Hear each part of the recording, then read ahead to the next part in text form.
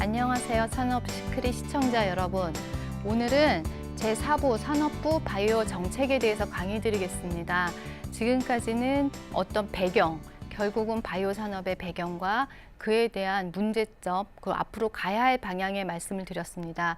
이제부터는 실제적으로 바이오, 산업부의 바이오 정책이 어떤 것이 있는지 말씀을 드리겠습니다. 산업부에서 가장 중요한 정책을 설립할 때 제일 먼저 창조 경제와 성과 창출이라는 말을 시작을 합니다.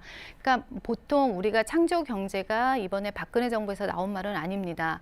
처음에 기원은 저희가 2001년에 존 홉킨스의 저자에서도 이미 나오는데 창조적 아이디어를 창조적 제품으로 만들고 교환하고 사용하는 시스템이라고 하였습니다. 결국은 어떤 특허나 상표, 디자인 이런 지적 재산권을 통해서 결국은 창조적 산업 핵심의 핵심이 되어야 되고 이를 통해서 제품이 나오고 시장이 확대되어야 된다는 그런 개념입니다. 이것이 바로 산업부의 전체 정책의 방향에 대한 말씀이라고 드려도 과언이 아닐 거라고 생각을 합니다. 그래서 결국은 정부는 어떤 과제를 기획을 하냐, 결국은 이 네 가지가 가장 중요하다고 생각을 합니다. 일단은 없었던 거, 새로운 거, 신규 사업을 열 수 있는 그런 산업에 투자를 합니다.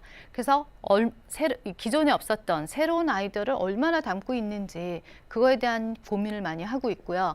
그 다음에 실제로 이것들이 작동해서 가시적인 성과를 내야 된다고 생각을 합니다. 그래서 효과성에 대한 것이 가장 또 중요한 부분입니다. 그리고 어차피 정부 작업이나 정책이라는 거는 국민의 세금으로 운영되고 있습니다. 그러니까 국민들이 정말로 걱정하고 있고 어떤 문제를 다루고 있느냐, 국민들을 위한 그런 문제는 무엇이냐, 그런 거에 대한 고민을 하게 됩니다.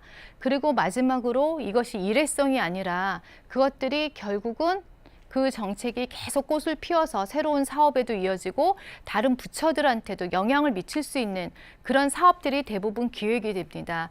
그러니까 지금 여기 많이 계시는 중소기업 대표이사님들께서도 결국은 이런 방향으로 산업을 좀 전략적으로 고민을 하셔서 운영하시면 결국 정부가 가는 정책과 부합되지 않을까 그런 생각을 합니다.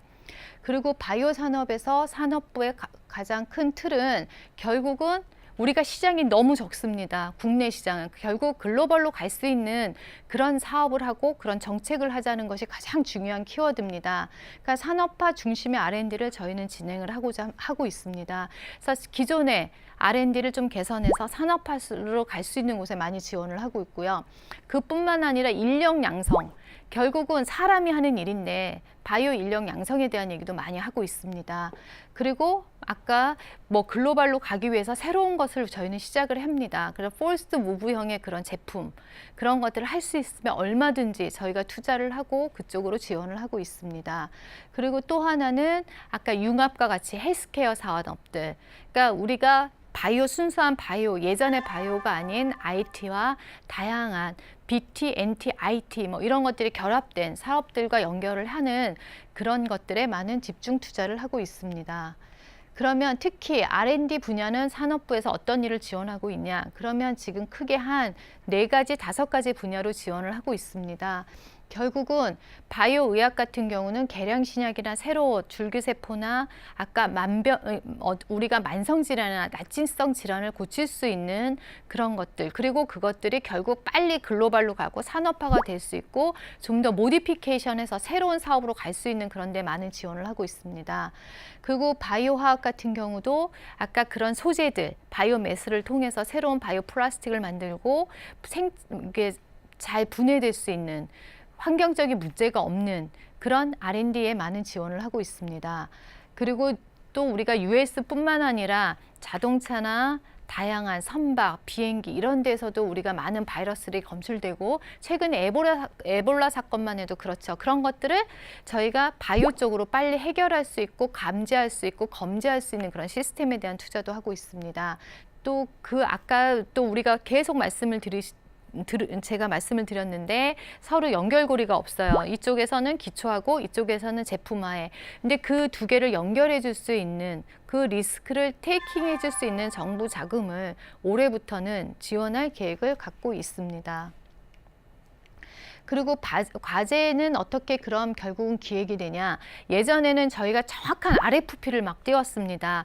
뭐 얼마의 두께, 얼마의 성능, 얼마의 기능을 갖는 뭘 개발하세요. 이런 식으로 보통 산업부가 이렇게 정책을 폈는데 최근에는 품목 지정형이라는 걸 통해 갖고 여러분이 결국은 수요자 내지는 공급자들이 원하는 그런 컨셉의 정부 과제를 지원하라는 정책을 올해부터 신규로 하고 있습니다. 그래서 결국은 우리가 예를 들어서 뭐 우리 몸에서 잘 녹고 효과가 좋은 뭘 만드세요. 뭐 이런 식으로 만들면 그거에 대한 기술이나 그걸 갖고 있는 모든 다양한 회사들이 들어와서 우리는 이런 기술로 이런 방법으로 만들겠습니다 하는 그런 품목 지정형, 그런 품목 지정형을 지금 현재는 내년부터 추진할 계획을 갖고 있습니다. 또 하나는 저희가 이제 제품을 개발을 했어요. 개발했는데 결국은 이걸 살 사람이 없으면 개발하는 게 아무 의미가 없습니다. 결국은 수요자, 누가 이거를 사줄 건데, 누가 공급하고 누가 이 수요를 해줄 건데, 그런 식의 구성을 통해서 결국은 저희가 BD 전략을 통한 그런 제품 개발을 할 수 있는 데 지원을 할 예정입니다.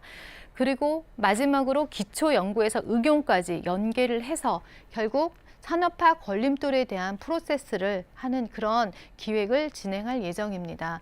그리고 이거는 기획과제 추진 프로세스입니다. 단순하게 정부 과제가 나오는 것이 아닙니다. 실제적으로 우리가 중장기 비전은 뭐지? 그런 것들은 저희가 일부에서 말씀드린 바와 같이 전체 메가 트렌드를 먼저 저희가 공부를 하게 되고요. 그 다음에 정부의 정책, 우리는 하지만 이런 정책으로 가야 된다. 퍼스트 무브형이 되기 위한 노력을 하고 있습니다. 그리고 마지막으로 바텀업이라고 그러죠.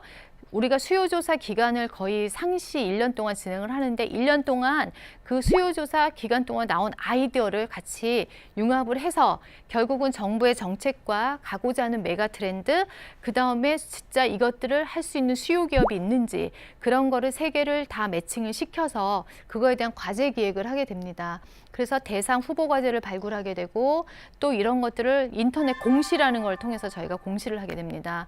공시를 하게 되고 마지막으로 세부 과제 기획을 해서 결국은 경쟁을 통해서 과제를 선정하게 되는 것입니다.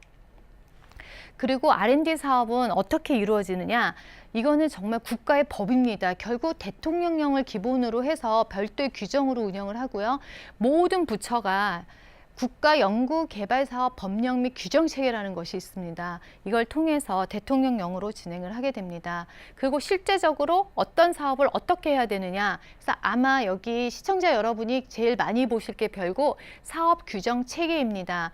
여기에는 산업기술혁신사업 공통운영요령이라는 게 있는데 실제로 기술료는 어떻게 징수하는지, 어떻게 가고 있는지 그런 것들에 대한 것을 모두 잘 나와 있습니다.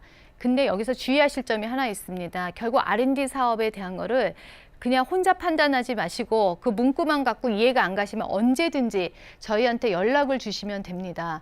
이런 것들이 지금 제도는 계속 바뀌어가고 있기 때문입니다. 그래서 연락을 주실 곳은 한국산업기술평가관리원입니다. 결국은 여기에서는 물론 기획이나 평가 모든 거를 다 하는 그런 기관입니다. 홈페이지도 있고 그 홈페이지에 각각에 대한 담당자도 다 나와 있습니다. 그래서 꼭 이런 평가관리원에 접촉을 하셔서 조금이라도 의심스러운 거를 다 좀 푸시고 또 불이익을 당하지 않도록 노력을 하시면 정부 과제의 지원에 가장 많은 효과를 이룰 거라고 생각을 합니다. 네, 이상으로서 오늘 강의 마치겠습니다.